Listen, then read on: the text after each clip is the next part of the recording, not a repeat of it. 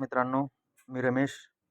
मी राहुल सरांक Marathi blogging course academy class join केला होता आणि सरांनी एकदम सरळ आणि समजेल या भाषेमध्ये सरांनी शिकवलं आणि जे शिकवलं ते पूर्णपणे समजेल अशा भाषेमध्ये शिकवल्यामुळे माझ्या डोक्यामध्ये राहिलेलं आहे.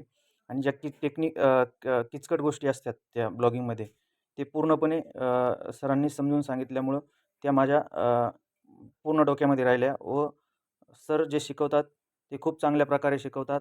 आणि मी या अगोदर पण 3 ते 4 महिने मी काम केलं होतं.